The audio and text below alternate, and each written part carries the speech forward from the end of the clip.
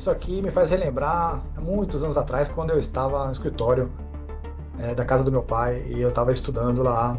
Eu estava triste pra caramba, porque eu tinha acabado de conferir o gabarito do exame da ordem e percebi que eu não ia passar, né? Percebi que eu tinha acertado mais ou menos umas 35, 36 questões e não mais do que isso.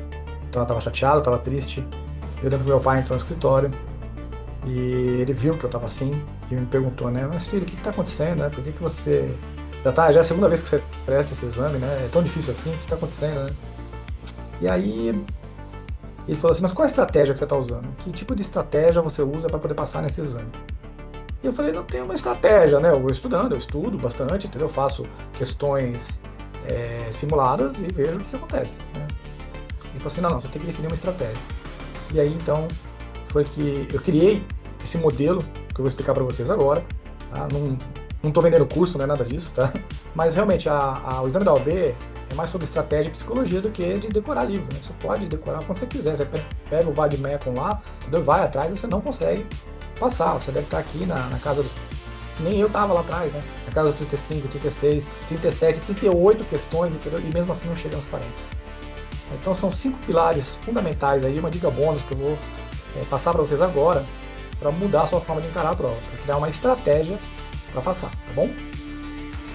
Estratégia número 1, né? A estratégia dos 4 exames, tá? Então, como eu afirmo lá pro final, tá?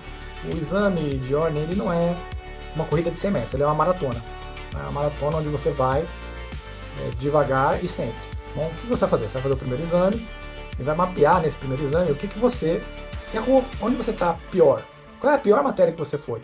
A pior matéria que eu mais errei, digamos assim, foi direito trabalhista. Então você vai lá e vai estudar então somente direito trabalhista, mais outras questões outras matérias que eu vou passar aqui para vocês aqui, tá? Mas assim, você vai dar uma ênfase muito grande nessa matéria que você errou demais, tá bom? E devia ter acertado. Às vezes 10, 12 questões que você não está estudando direito por exemplo, de novo, né, direito trabalhista, estou dando um exemplo, tá? Mas pode ser direito penal, pode ser qualquer outra coisa.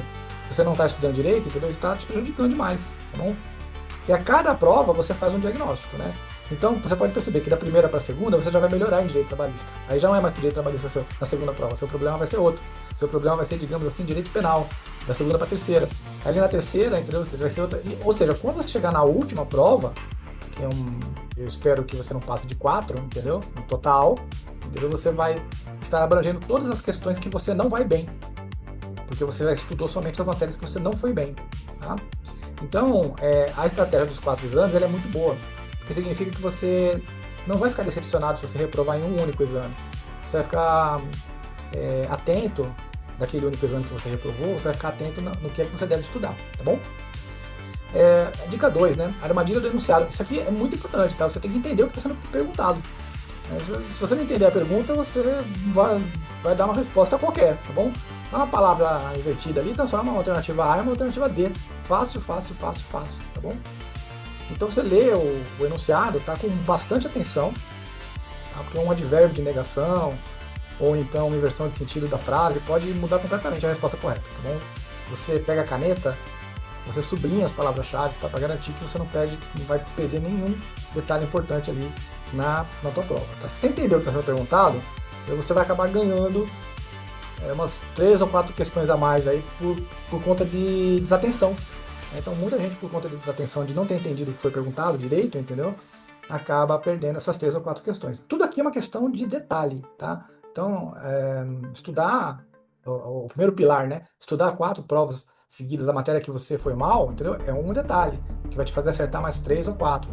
Aqui, a segunda dica é a armadilha do enunciado. Você tem que entender o que está sendo perguntado, senão você não vai passar. A 3 é o seguinte, ninguém gosta que eu fale essa verdade, que é uma verdade, tá? O direito civil só te atrapalha, tá? São mais de 2.000 artigos, você tem que ficar estudando 2.000 artigos, é muita coisa. Então não estude direito civil, são somente 6 questões, você não precisa disso. Bom, se você tiver que estudar, estude então o Código de Processo Civil, que aí é muito mais complicado, vamos dizer assim. O civil é matéria que você já vê no dia a dia. Trata-se ali do aluguel, do contratinho de compra e venda. Então isso daí é capaz de você acertar mesmo da sua experiência do dia a dia. Não vá atrás de direito civil, não estude, você liberte a sua mente para estudar outras coisas que não sejam direito civil, tá? Então o CPC aí ele é mais valioso, por exemplo, se você tiver que escolher eleger substituir o Código Civil, eu diria para você substituir por Código de Processo Civil. A dica 4, que é o trio de ouro que você tem que gabaritar, tá bom? Tem que gabaritar ética, tem que gabaritar ECA e tem que gabaritar CDC. São pequenas leis, entendeu? São leis assim curtas, né? Comparadas às outras, tá? São leis curtas comparadas às outras. Você tem que fazer bastante simulado e tem que gabaritar os simulados, tá? Bastante simulado de ética, bastante simulado de ECA e bastante simulado de CDC. Isso vai te entregar 14 a 15 questões certas, tá? E esses são mais questões corretas, entendeu? Juntando as outras que eu te passei, você já começa a ficar bem melhor, entendeu? Fora aquilo que você já vem estudando, né? Então, a ética, alta pontuação garantida com estudo focado. Você estuda, né? Faz simulado, tá?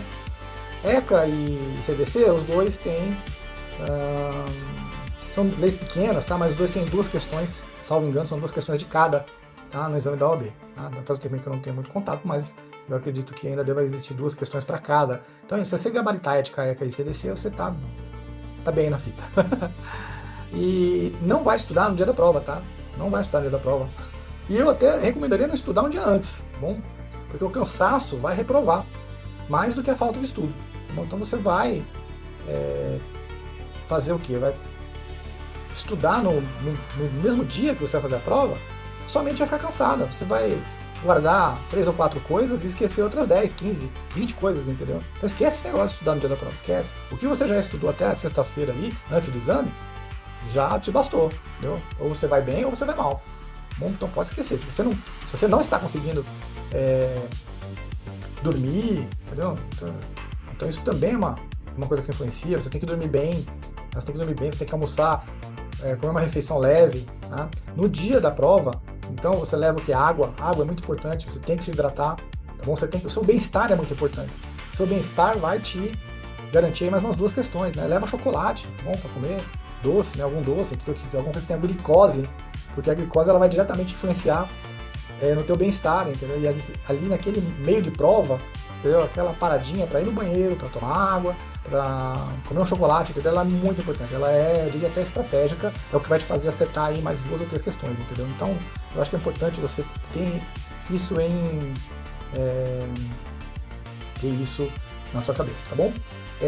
E tem uma dica bônus aqui, né? Não troque só a primeira resposta, tá bom? Isso aqui todo professor de cursinho vai te falar, tá bom? Se você tiver dúvida, né? Depois que você assinalou uma determinada questão, então foi lá e assinalou a letra A, né? E passou algum tempo e você fala, não, eu acho que é a letra C, né? Deixa na A, tá bom? Porque depois você vai acabar se arrependendo, né? A intuição, ela é muito poderosa, né? Então, seu cérebro, ele pescou aquela alternativa primeiro, tá? Então, a probabilidade dela estar certa é muito grande, tá bom? Então, a intuição e a memória de curto prazo vale ouro aí na hora de você preencher o seu gabarito, tá? Eu vou fazer o quê? Eu vou fazer um vídeo de cada um desses itens, tá bom?